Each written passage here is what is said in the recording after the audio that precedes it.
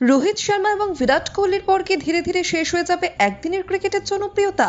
আজ যে ওয়ানডে ক্রিকেটের উন্মাদনা আমরা দেখি, সেটাই কি আর থাকবে না? আফগানিস্তান বনাম ইংল্যান্ডের মতো একটি সাধারণ ওডিআই সিরিজ নিয়েও যে আগ্রহ তৈরি হয়, সেটাও কি একসময় হারিয়ে যাবে? কারণ তখন আর রোহিত বা বিরাট থাকবেন না। শুধু কি রোহিত বিরাটকে নিয়ে এই প্রশ্ন? না, একেবারেই নয়।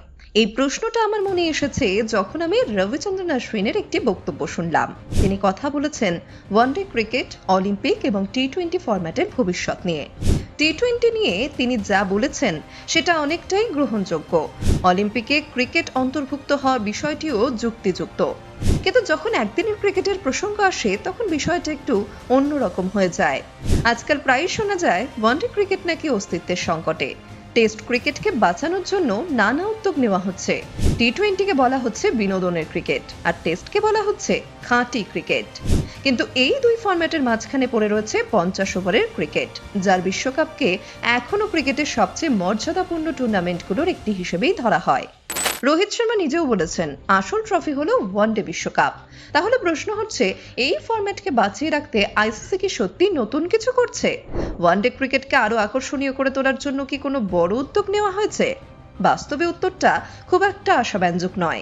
আজ বিশ্বকাপের সবচেয়ে বড় মঞ্চ হয়তো এখনো ওয়ানডে ফরম্যাটেই হয়। কিন্তু সত্যি করে বলুন তো, আপনারা কতজন পুরো 50 ওভারের ম্যাচ বসে দেখেন? এই প্রশ্নটা আমার মনেও বারবার আসে। আমরা সবাই 2027 সালের ওয়ানডে বিশ্বকাপের অপেক্ষায় রয়েছি, কারণ সেখানে হয়তো শেষবারের মতো একসঙ্গে খেলতে দেখা যাবে বিরাট কোহলি এবং রোহিত শর্মাকে। তাদের এখনো একটি ওয়ানডে বিশ্বকাপ জয়ের স্বপ্ন রয়েছে, আর সমর্থকরা চান সেই স্বপ্ন পূরণ হোক। কিন্তু তারপর তখনও কি একইভাবে মানুষ ওয়ানডে ক্রিকেট দেখবে? এই প্রসঙ্গে ভারতের প্রাক্তন অলরাউন্ডার এবং কিংবদন্তি স্পিনার রবিচন্দ্রন অশ্বিন ওয়ানডে ক্রিকেটের ভবিষ্যৎ নিয়ে একটি গুরুত্বপূর্ণ মন্তব্য করেছেন। পাশাপাশি তিনি অলিম্পিক এবং টি-20 ক্রিকেট নিয়েও নিজের মতামত জানিয়েছেন। আসলে ইউরোপিয়ান টি-20 প্রিমিয়ার লিগে ডাবলিন গার্ডিয়ান্স দলের অধিনায়ক করা হয়েছে অশ্বিনকে। সেই টুর্নামেন্ট নিয়ে একটি সংবাদ মাধ্যমের সঙ্গে কথা বলতে গিয়ে তিনি বলেন, আগামী কয়েক বছরের মধ্যে অলিম্পিক অনুষ্ঠিত হবে, আর যদি ক্রিকেটকে সত্যি একটি বিশ্বব্যাপী জনপ্রিয় খেলা হিসেবে প্রতিষ্ঠা করতে হয়, তাহলে বিষয়টি অত্যন্ত গুরুত্ব দিয়ে ভাবা হচ্ছে। অশ্বিনের মতে এই ধরনের ইউরোপিয়ান টি-20 লিগ সেই লক্ষ্য পূরণে গুরুত্বপূর্ণ ভূমিকা পালন করবে, কারণ ইউরোপে অলিম্পিকের গুরুত্ব অত্যন্ত বেশি, আর সেখানে ক্রিকেটের প্রসার ঘটাতে ছোট ফরম্যাটের টুর্নামেন্ট কার্যকর হতে পারে। এরপর ওয়ানডে ক্রিকেটের প্রসঙ্গ উঠতেই অশ্বিন স্পষ্টভাবে বলেন, তাদের পুরো ফোকাস এখন টি-20 ক্রিকেটকে আরো উন্নত করার দিকে। তার মতে, ক্রিকেটকে যদি বিশ্বব্যাপী আরো জনপ্রিয় করতে হয় এবং অলিম্পিকের মতো মঞ্চে প্রতিষ্ঠিত করতে হয়, তাহলে খেলাটিকে যত ছোট করা যাবে ততই লাভ হবে। অর্থাৎ আজ টি-20 রয়েছে, এরপর এসেছে দ্য 100, তারপর টি-10। অর্থাৎ ফরম্যাট যত ছোট হচ্ছে, ক্রিকেটের বিস্তার তত বাড়ছে। অশ্বিনের বক্তব্য, খেলা যত ছোট হবে ক্রিকেট তত বড় হবে। তিনি আরো বলেন, টি-20 ক্রিকেটে সারা বছর ধরে বিভিন্ন লিগ আয়োজন করা সম্ভব।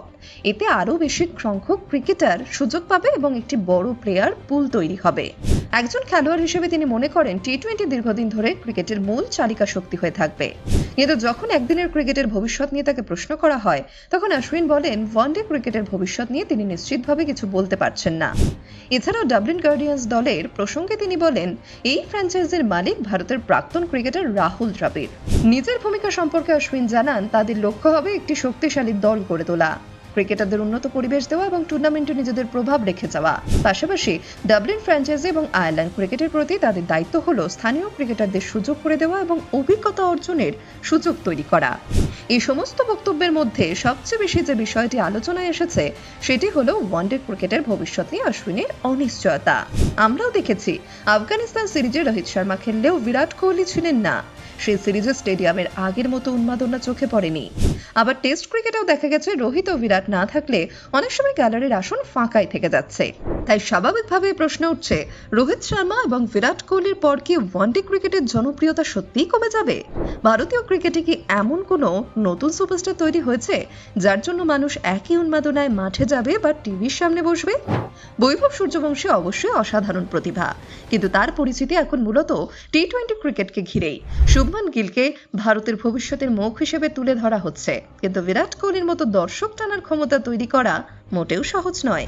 এখন প্রশ্নটা আপনাদের জন্য, আপনাদের কি মনে হয় রোহিত শর্মা ও বিরাট কোহলির অবসরের পর ওয়ানডে ক্রিকেট কি আগের মতোই জনপ্রিয় থাকবে, নাকি সত্যিই এই ফরম্যাট ধীরে ধীরে তার আকর্ষণ হারাবে? আপনার মতামত অবশ্যই কমেন্টে জানান।